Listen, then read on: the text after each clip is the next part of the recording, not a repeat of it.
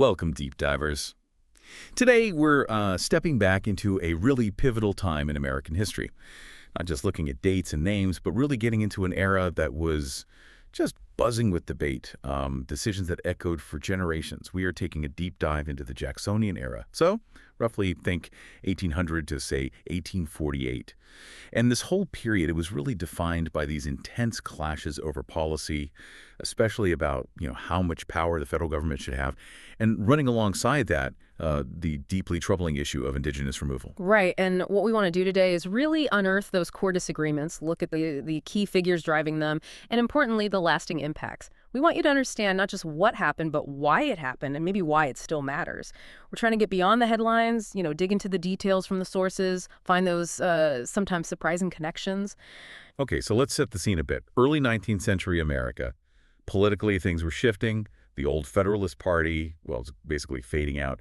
And even the big party, the Democratic Republicans, they started to splinter. So you had this, political vacuum opening up, ready for new ideas, new direction. Exactly, and what's really key here is how two powerful new political parties jumped right into that space. So on one side, you get the Democrats forming around this really strong personality, Andrew Jackson, and on the other side, you have the Whigs, and their main guy was Henry Clay. And these weren't just, slight variations. They had fundamentally different visions for America's future. Okay, so let's unpack the Democrats first. Right. Led by Jackson, as you said. Their big thing was limited federal government. Power should be local mostly. They were all for free trade. Yeah. And deeply skeptical of concentrated power, especially big money or federal control. So naturally, they were against things like corporate monopolies, high tariffs, and definitely the national bank. They saw themselves as champions for the common man. Right. And then you contrast that with the Whigs, led by Henry Clay. They wanted a much more, let's say, active central government, more involved. Their platform. Well, they strongly backed a national bank for economic stability. They wanted protective tariffs, to help American industries grow. And they pushed hard for the federal government to fund internal improvements, roads, canals, that sort of thing. This whole package was known as Henry Clay's American System. It was basically a federal plan for economic growth. You can already feel that core tension, can't you? It really boils down to how much power should Washington have? Should it be hands-off or should it be actively shaping the nation? And this wasn't just theoretical. It led to some really fierce fights over specific policies. Actually, to help keep track of these main fights over federal power, we've got a little acronym for you. BT, B-I-T-T. Okay, let's start with B, the National Bank. So the Second Bank of the United States, it was set up in 1816. And, at first it did help stabilize things after the War of 1812, but it pretty quickly became controversial. People started criticizing it, saying it was too powerful, especially when some state banks, they couldn't make their payments to the national bank and had to close. That looked really unfair to a lot of people. And Jackson, he was absolutely convinced the bank was unconstitutional. He saw it as a machine for making the rich richer and hurting, farmers and workers. So his stance was very clear. In 1832, he vetoed the bill to recharter the bank, famously called it a hydra of corruption. That image, a monster that keeps growing back, powerful stuff. And then he won re-election that year in a landslide, which suggests, well, a lot of people agreed with him. It wasn't just politics. It hit a nerve. Right, he definitely tapped into something there, that feeling against elite financial power. Okay, so moving on to the IN bit. Federally funded internal improvements. Now, the Whigs, this was central to Clay's American System.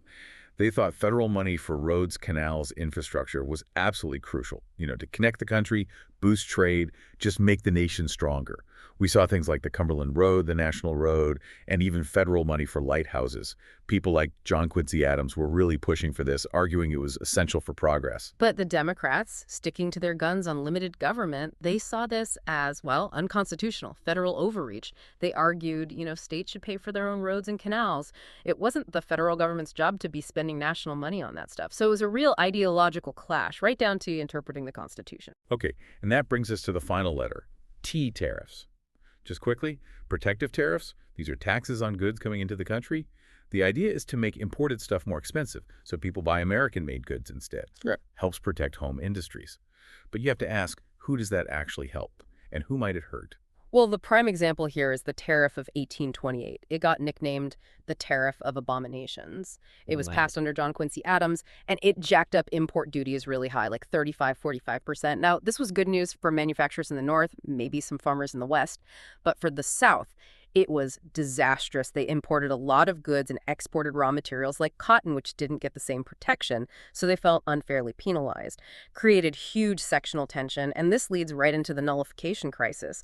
Jackson's own vice president, John C. Calhoun from South Carolina, he starts arguing very forcefully that states had the right to nullify federal laws, basically to declare them void within their state borders if they thought they were unconstitutional. I mean, that's a massive challenge to federal power, right? Huge. A direct challenge to the Union itself. Absolutely. And Jackson, even though he believed in limited government generally, he saw nullification as treasonous, essentially, a threat to the nation. So he countered with the Force Bill in 1833, which basically said, I can use the military to make South Carolina pay these tariffs. Wow, so things got really tense. Extremely tense. In the end, South Carolina did back down from actually seceding, partly because Congress agreed to lower the tariff over time, but in a final sort of defiant move, they nullified the Force Bill itself, just to make the point about states' rights. So yeah, this whole tariff fight, it wasn't just about economics. It was testing the very fabric of the Union. Almost feels like a preview of, well, much bigger conflicts later on, doesn't it? These bid-and-tea debates, bank, internal improvements, tariffs, they were asking fundamental questions about power, freedom, what the United States even was. And if you think about it, debates about federal versus state power, government's role in the economy. We still argue about that stuff today. The roots are right here.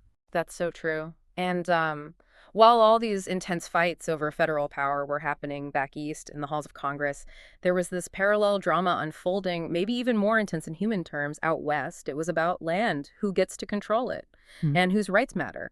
We need to shift focus a bit from the economic policy to the human story on the frontier. Because this period was also defined by this relentless push for expansion, often driven by settlers. Yeah, that westward drive was incredibly strong. You had individuals like John Doherty, he was a settler, an Indian agent, a fur trader, kind of embodied that push. Settlers wanted expansion for, well, pretty straightforward reasons. Cheap land, new chances to make a living. That pull westward was powerful. And this leads us directly to the really devastating Indian removal policy. The Indian Removal Act passed in 1830, and it basically mandated that all indigenous peoples living east of the Mississippi River had to move west, specifically to what's now Oklahoma, called Indian Territory then. The motivation, let's be blunt. It was a desire for land, pure and simple. And that desire got supercharged when gold was discovered on Cherokee lands in Georgia. Suddenly, that land became even more valuable in settlers' eyes. But the Cherokee didn't just accept this. They fought back, legally. They took their case to the Supreme Court in Worcester v. Georgia in 1832. It was incredibly brave. And guess what? The Supreme Court actually sided with them. Chief Justice John Marshall wrote the opinion. The court basically said Georgia law couldn't apply within Cherokee territory. Those lands were under federal protection. A clear win, legally speaking. Yeah, a clear legal win. But here's the gut punch. Jackson essentially ignored the ruling. Despite the court, this thing called the Treaty of New Echota gets signed in 1835, and this is crucial. It was signed by only a small group of Cherokees without the approval of the Cherokee Nation as a whole. They agreed to trade their eastern lands for land in the west. And the result? The Trail of Tears in 1838, the forced removal of the Cherokee and other tribes like the Creek, Choctaw, Chickasaw, Seminole. It was brutal. Thousands died from disease, exposure, starvation, because the government was just so unprepared for this massive forced migration. It's a real stain on American history. Just tragic. It is, but, amidst the tragedy, there was also resistance. Not all indigenous people went quietly or were removed. Some Cherokee, for example, resisted, hid in the mountains. Their descendants form the eastern band of the Cherokee Indians in North Carolina today, so that spirit of resistance endured. And the Cherokee weren't the only ones resisting this expansion. We should mention others, too, like the Black Hawk War in 1832. Sauk leader Black Hawk tried to resist removal from Illinois. It ended badly for his people, unfortunately, a major setback in that region. And even earlier, Andrew Jackson himself made his name, partly, in the Creek War of 1813-1814. His victory at Horseshoe Bend forced the Creek Nation to give up huge amounts of land in the southeast. And figures like John Ross. He was the principal chief of the Cherokee Nation. He fought removal relentlessly using legal and political channels, arguing for Cherokee sovereignty right up until the forced removal. And you also have to remember Tecumseh and Tenskwatawa, the Shawnee brothers. They tried to build this powerful multi-tribal confederacy to resist U.S. expansion earlier on. Their efforts were ultimately defeated around the War of 1812, but it showed that organized resistance was happening. Looking at all these events together really forces you to think about the implications, doesn't it? You have this powerful idea of national growth, manifest destiny taking shape, colliding head-on with the rights, the very existence of the people already living on that land. It's a tension with a really painful, long-lasting legacy in American history and identity. So as we wrap up our deep dive today, it's clear the Jacksonian era was just immense in its impact. You had these fierce political battles over the role of the federal government. Remember B-90, the bank, internal improvements, tariffs, and happening at the exact same time, this tragic driving force of westward expansion, which came at such a terrible cost to indigenous nations. These weren't separate stories. They were intertwined, shaping the future of American government, its land, and its people in ways we still feel today. Absolutely. We've seen how these really critical questions about government power, about states' rights, about who belongs and whose land it is were fought over, sometimes with words, sometimes with laws, and sometimes, devastatingly, with force. So maybe the thought to leave you with is this. When societies today face similar kinds of tensions, maybe national interest versus individual rights, or economic growth versus environmental or human costs, how can looking back at this period help? What lessons, maybe cautionary ones, maybe even inspiring ones in terms of resistance, can we draw as we navigate our own challenges? What's our responsibility, to really understand these complex, often painful parts of our history?